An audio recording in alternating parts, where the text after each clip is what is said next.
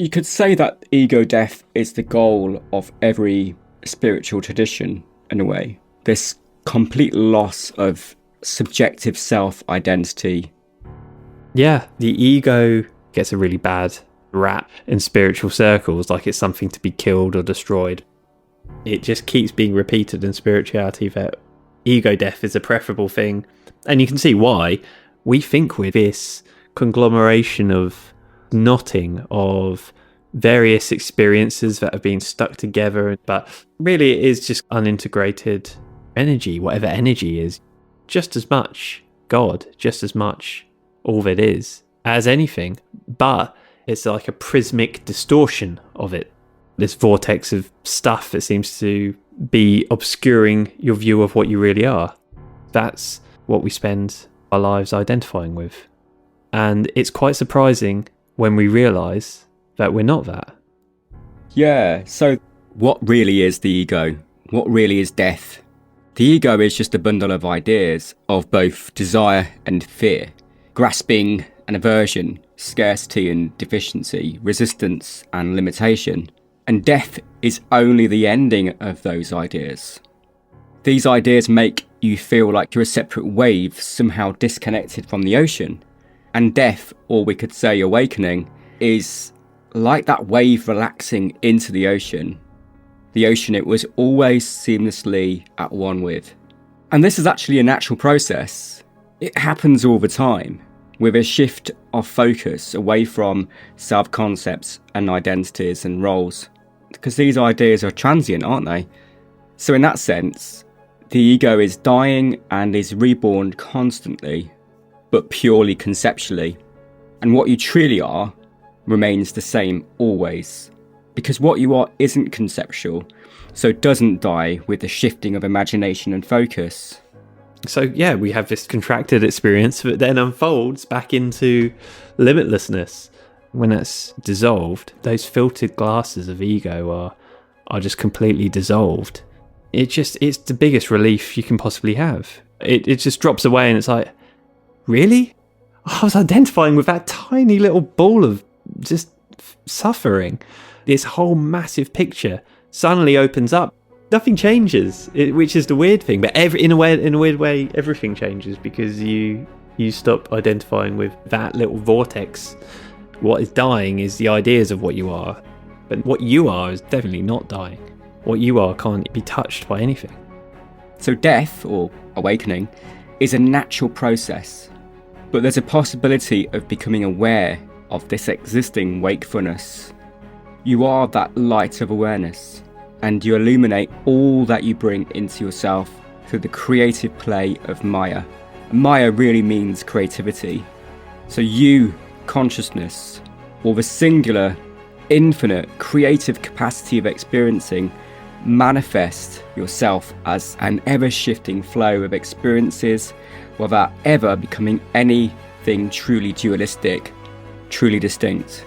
Really, duality is how you show up. It's how you explore your unlimited potential. You're listening to the Nonduality podcast. This is Nic Higham from nisargayoga.com, and here with me is Paul Dobson.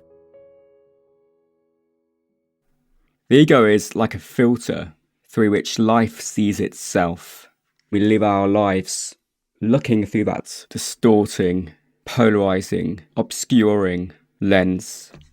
And then maybe when we get interested in spirituality, we're focused on wiping it out or transforming it. Just not being okay with this sense of self. And it's actually quite violent. And it's based on this idea that the ego isn't God, isn't energy, consciousness. And the truth is, there's only that. And so the ego isn't really a problem. It isn't something to be gotten rid of. Only a pseudo-ego would try to do that. These ideas simply aren't a problem when you know that you are the entire ocean, so to speak. And the waves within you already come and go, effortlessly. They all share the same one essence or substance, no matter how they appear. And you are that.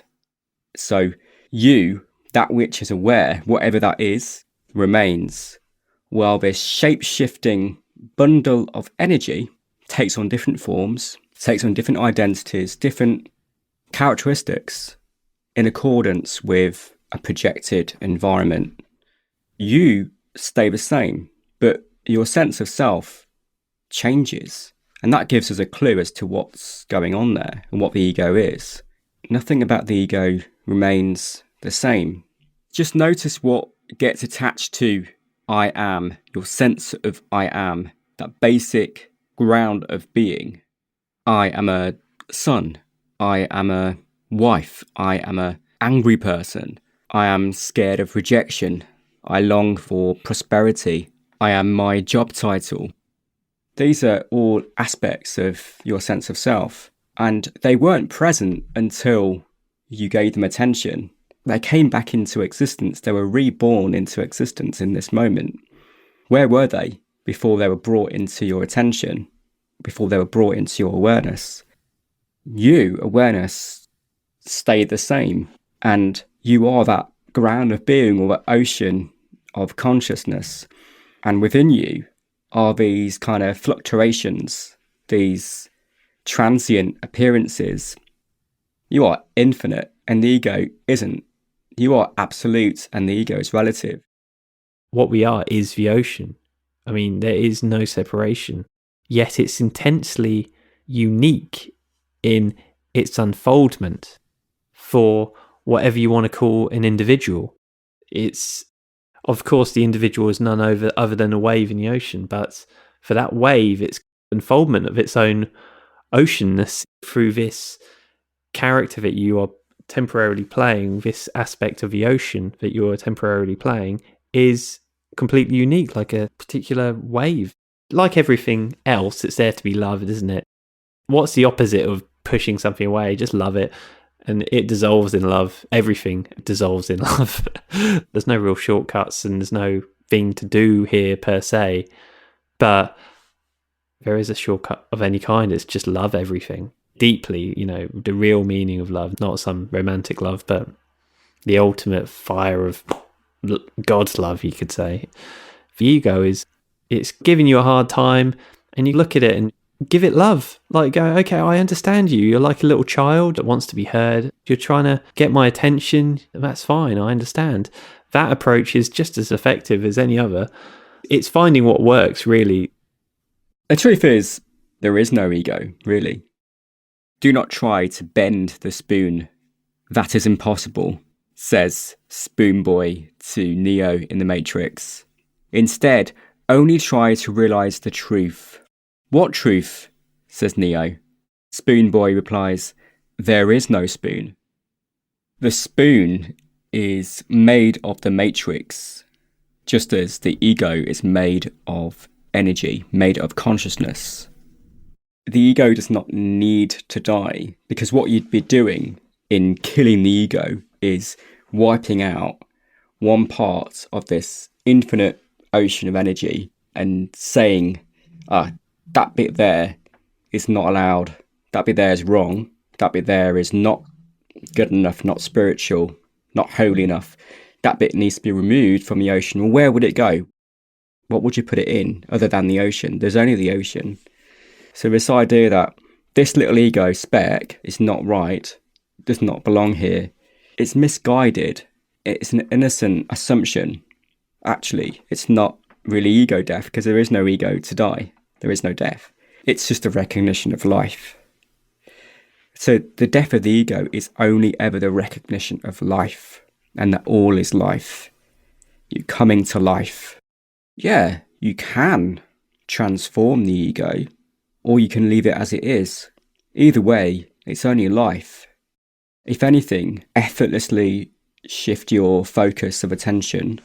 Zoom out and see it in context. See it in context. See this wave in context. That naturally releases the contraction, because there's no longer resistance, because you see it in context. From that point of view, zooming out, you don't find an ego, you only find the ocean. From a higher view, you don't find distinct waves, do you? You just see this expanse of a unified substance. And zooming into the wave, you don't find the wave. going right into the wave, or going right into the ego, you don't find the ego. You only find that unified substance of life. What dies when a wave dissolves into the fullness of the sea? Has anything died, really? Or has that temporary wave just relaxed into the home it never left? Yeah. The point of view that usually goes through this apparent ego thing is kind of like it's a distortion of what's real. It's an imagination. It's a mirage. You've just believed in an idea. You've believed in a bunch of ideas. Every time you bring light, you could say the light of awareness, to these things, they dissolve because they're not made of anything. So you gradually disentangle these ideas, and it's like, oh, okay, I've believed in this. That's obviously wrong. That's just another belief, and it's like a really slow disentangling, and that's a perfectly appropriate path. It's not as exciting as some people have talked about, but it's still just the same. There's no race to get rid of this ego thing. If you can, put it in its correct context, see what it is, and even calling it in it is giving it too much credibility in a way. Yeah, and fundamentally, it's the belief that I am not the qualities of self, capital S self, or I am not the unconditional characteristics of awareness, love, peace, joy, harmony, contentment. What I am, or a part of me, is the extreme opposite of those things. And we try to heal that existential wound through countless means of seeking and acquisition. And everything we gain never truly fulfills us, because we're always looking out there, believing that out there is different than what is here, what I am. But true contentment is only ever to be found here and now, in and as what you are, never in the future, never at the end of a seeking journey. And in place of those apparently absent qualities are what we call distortions. So in overlooking the safety, the quality of safety, we seek security, we fear insecurity in duality. And that tug of war between the two energies of desire and fear creates this sense of self, this sense of ego. And that becomes our focus, that journey becomes our focus, all because we're overlooking what is already present. And it takes a very, very subtle and effortless shift of focus to recognizing that not only what you seek is present, but what you are is present. And in recognizing the truth of what you are, the truth of your nature, the separate me sense naturally dissolves. That is the end of the ego contraction. Because as I say, the ego is nothing but the perception of what will complete me, what will make me whole, is not here, it's not accessible, it's not what I am. That's all it is. And the end of that contraction is in accessing what you truly need. You really need to find the safety of this present moment and know yourself to be it. You really need to find the okayness, the peace, the contentment of what you are right now. And that relaxes in being fed, nourished by those qualities that you are. That then relaxes that sense of seeking, that grasping and that aversion. So the end of that separate me sense is only a matter of seeing it for what it really is. And in doing so, it's assimilated. The energy that it's made of is no longer tense. It's no longer tight and wrapped up and dense. It softens. It's only ever misidentification with an imagined deficient entity that seems to be at odds with the rest of the ocean, the rest of life, that is lacking something, that isn't quite there yet, that isn't whole. Once the ego is released, it's blissful, it's freedom, it's limitlessness. That was already, of course, there, but then we don't know what it is. It might just be that the whole game that we're playing is as what we call humans is have this contracted experience that then unfolds back into limitlessness. Reality is just infinitely intelligent. You don't think it's going to leave something accidentally in the mix called an ego and go, oh, whoops, that thing left a spanner in the works. Look at everything. It's just this tapestry of perfection, of amazing, just miraculous appearance. No one knows how it's arising, what it's doing. It just is. We know it's isness. We know it's isness very intimately, but that's all we know. What it is just astounding.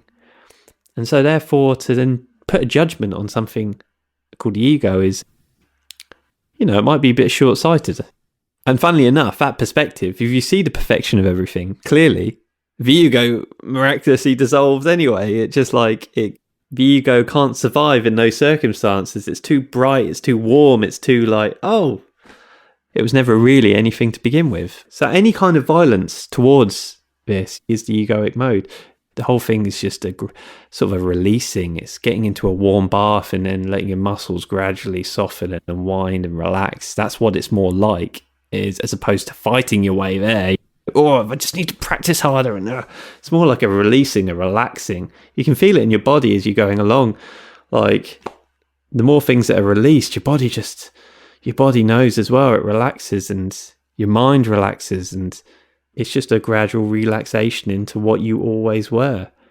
Yeah, so the ego by definition is the state of resistance, and to apply more resistance to it in order to transform it, get rid of it, is just more of the same energy, and it doesn't work because it's still within the closed loop of that way of relating to life. It doesn't break you out of it. And as you say, it's more akin to relaxing, just soften those tight egoic muscles.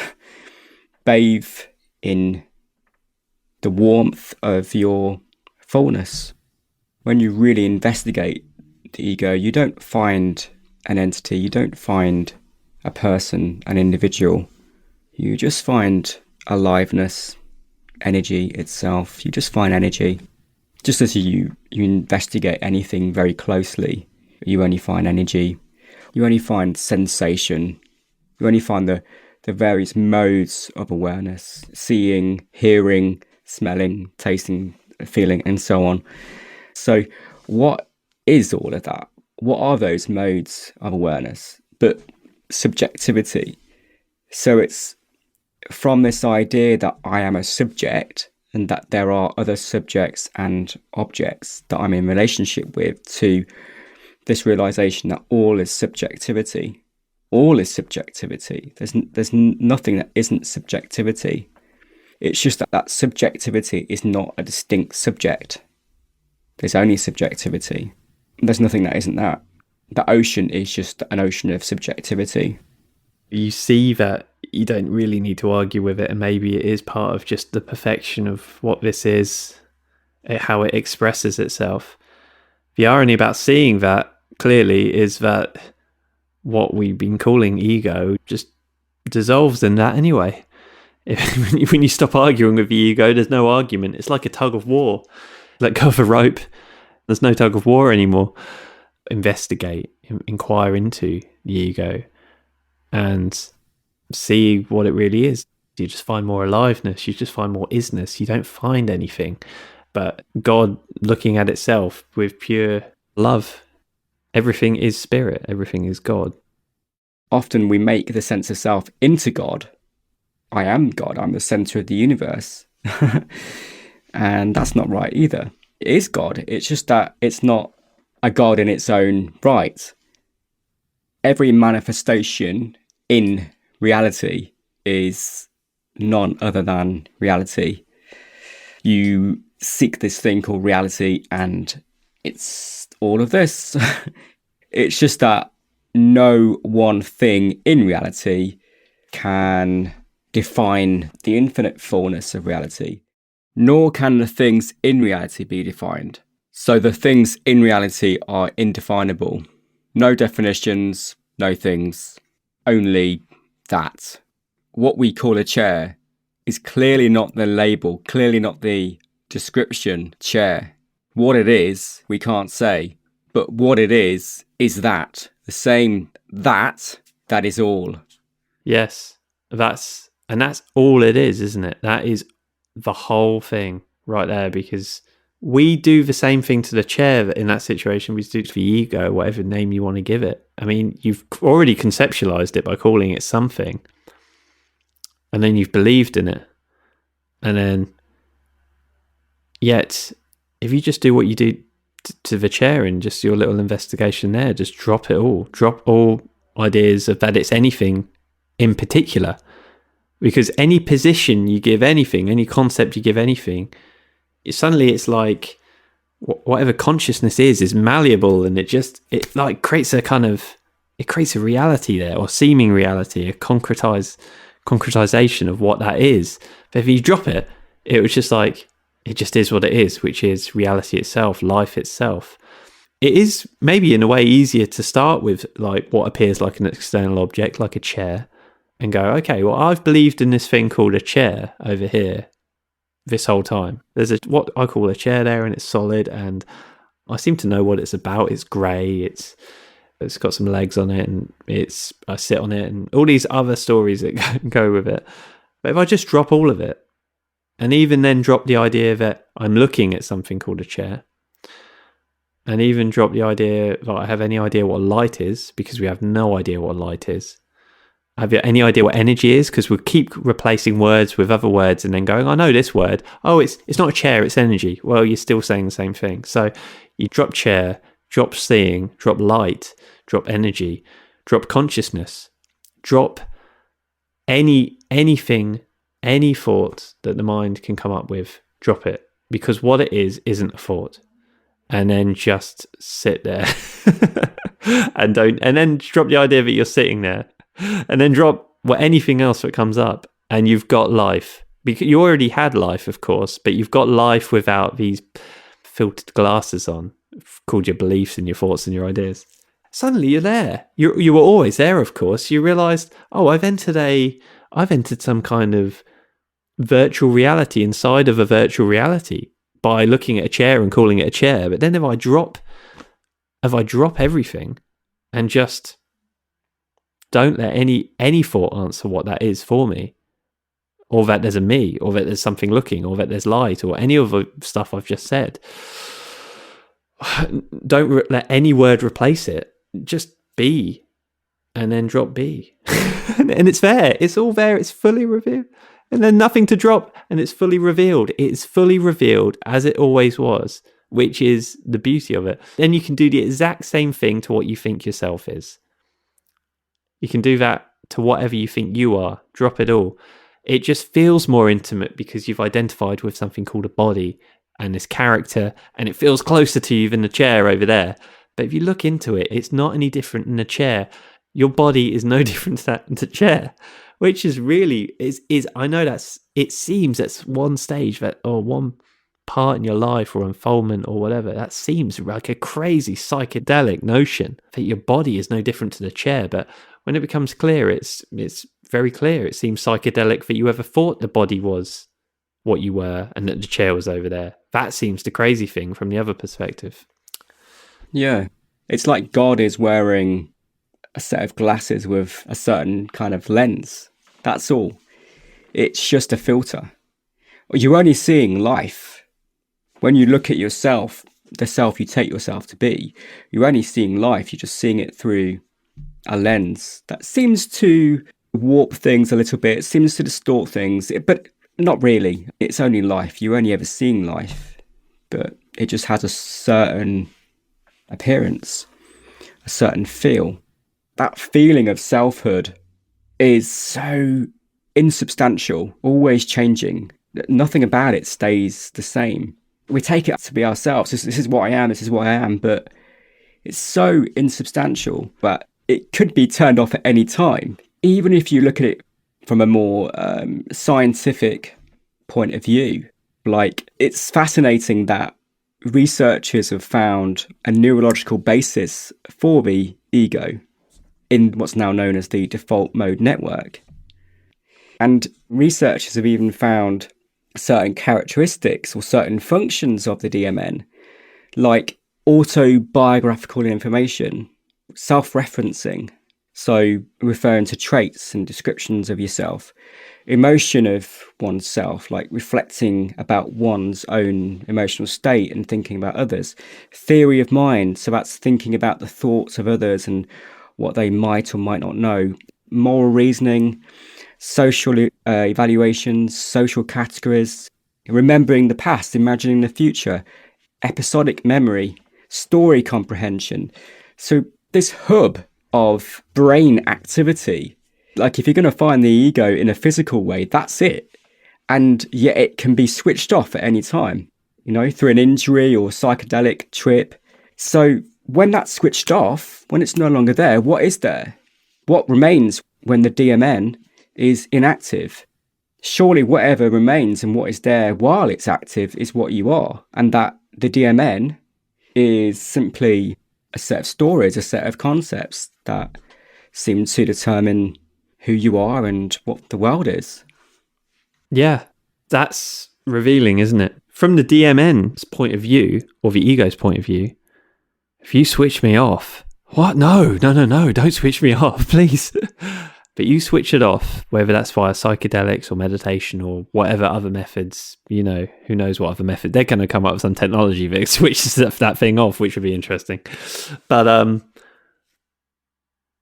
what's left is everything you want. It's everything you ever wanted.